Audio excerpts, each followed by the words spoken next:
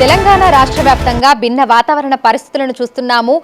అక్కడక్కడ విపరీతమైనటువంటి ఎండ, అదేవిధంగా తేలికపాటి నుంచి మోస్తరు వర్షాలు కూడా కురుస్తున్నాయి. మరి బంగాళాఖాతంలో ప్రస్తుతం పరిస్థితి ఏ విధంగా ఉంది? రానున్న రోజుల్లో తెలంగాణ రాష్ట్ర వ్యాప్తంగా ఏ విధమైనటువంటి వాతావరణ పరిస్థితులు ఉండే అవకాశం ఉంది ఏంటి అనేది కూడా తెలుసుకుందాము. మనతో పాటు వాతావరణ శాఖ అధికారి శ్రావణి గారు ఉన్నారు. మిగతా విషయాలను ఆవిడ మాటల్లోనే అడిగి తెలుసుకుందాం. నమస్తే మ్యామ్.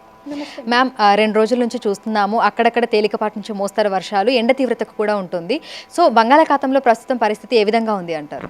ప్రస్తుతం చూసుకున్నట్టయితే ఒక ఉపరితల ఆవర్తనం అనేది కొనసాగుతుంది. ముఖ్యంగా మనకి విదర్భ పరిసర ప్రాంతాల నుండి అంటే ఈస్ట్ మధ్యప్రదేశ్ నుంచి విదర్భ, తెలంగాణ, దక్షిణ కోస్తా ఆంధ్ర పరిసర ప్రాంతాల మీదుగా ఒక ఉపరితల ఆవర్తనం అయితే కొనసాగుతుంది. ఈ ఉపరితల ఆవర్తన ప్రభావం వల్ల మనకి అక్కడక్కడ ఒక చెదురుమెదురుగా ఉరుములు మెరుపులతో కూడిన వర్షపాతం నమోదే అవకాశం ఉంది. మనం గత 24 గంటల్లో చూసుకున్నట్లయితే కరీంనగర్ పరిసర ప్రాంతాల్లో అధికంగా మనకి 11 సెంటీమీటర్ల వరకు కూడా వర్షపాతం నమోదవడం జరిగింది. అదే విధమైన వాతావరణం అంటే అంత భారీ వర్షపాతం సూచన లేకపోయినప్పటికీ ఈ 3 రోజులు కూడా అక్కడక్కడ మనకు ఉరుములు మెరుపులతో కూడిన వర్షపాతంతో పాటుగా అక్కడక్కడ గంటకి ఈదురుగాలులు 30 నుంచి 40 కిలోమీటర్ల వేగంతో కూడా వీచే అవకాశం ఉంది. రాష్ట్రం మొత్తం మీదుగా చెదురుమదురుగా ఈ ఉరుముల మెరుపులతో కూడిన వర్షపాతం నమోదే అవకాశం ఉంది.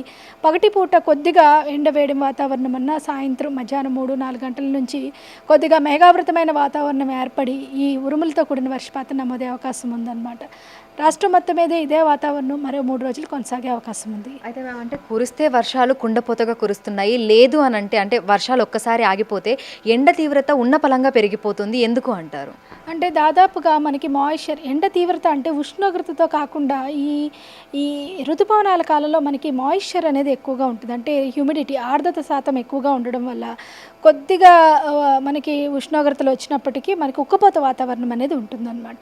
ఈ గాల్లో తేమ శాతం అధికంగా ఉండడము, కొద్దిగా ఉష్ణోగ్రత పెరిగేసి అంటే మేఘాలు పూర్తిగా క్లియర్ అయ్యి మనకి వచ్చినప్పుడు ఈ ఉష్ణోగ్రతలు పెరిగినప్పుడు కొద్దిగా ఆర్ద్రత, తేమతో కూడిన వాతావరణం వల్ల ఈ ఉక్కపోత వాతావరణం అనేది ఏర్పడుతూ ఉంటుంది. ఈ 3 రోజులు కూడా ఏంటంటే అక్కడక్కడ ఉరుములు మెరుపులతో కూడిన వర్షపాతం నమోదే అవకాశం కనిపిస్తుంది. సో గరిష్ట ఉష్ణోగ్రతలు ప్రస్తుతం ఎంత మేరకు నమోదవుతున్నాయని చెప్పుకోవచ్చు? ప్రస్తుతానికి సాధారణంగానే నమోదవుతున్నాయి. మనకి 30 నుంచి 31 మధ్యలోనే నమోదవుతున్నాయి. రాత్రిపూట ఉష్ణోగ్రతలు కూడా మనకి సాధారణంగానే నమోదవుతున్నాయి. 21 నుంచి 22 మధ్యలో నమోదవుతున్నాయి.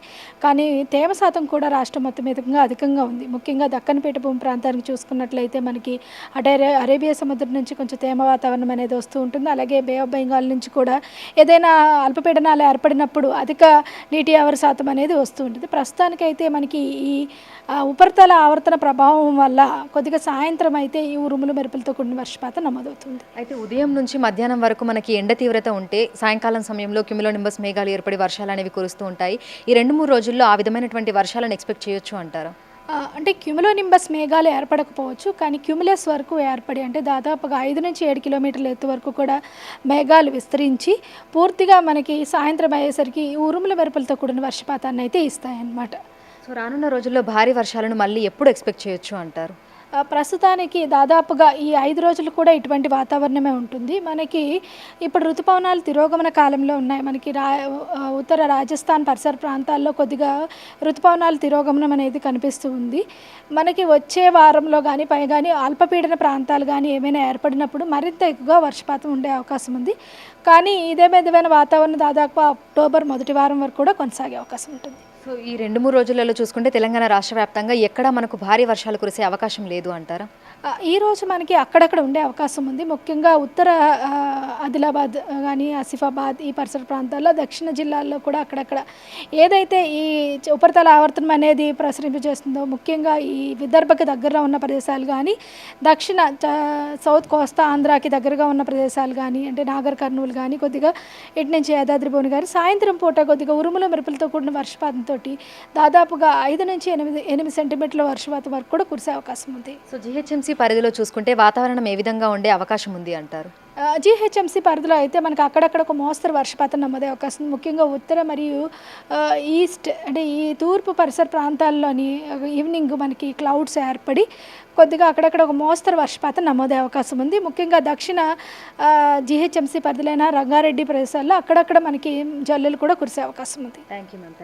సో ప్రస్తుతం చూస్తే ఇటు హైదరాబాద్తో పాటు తెలంగాణ రాష్ట్ర వ్యాప్తంగా కూడా భిన్న వాతావరణ పరిస్థితులను అయితే చూస్తున్నాము. ప్రస్తుతం ఉపరితల ఆవర్తన ప్రభావంతో తేలికపాటి నుంచి మోస్తారు వర్షాలు కురిసే అవకాశం ఉన్నట్లుగా కూడా అధికారులు అయితే తెలుపుతున్నారు. అయితే ఉదయం నుంచి మధ్యాహ్నం వరకు కూడా ఉక్కపోత వాతావరణం అనేది ఉంటుంది. ఇక సాయంకాలం సమయంలో ఉరుములు మెరుపులు ఈదురుగాలులు గంటకు 30 నుంచి 40 కిలోమీటర్ల వేగంతో ఈదురుగాలులు వీస్తూ తేలికపాటి నుంచి మోస్తరు వర్షాలు అక్కడక్కడ భారీ వర్షాలు కురిసే అవకాశం ఉన్నట్లుగా కూడా తెలుపుతున్నారు. విడుదల వంశీతో అంజుమ, బిగ్ టీవీ, హైదరాబాద్.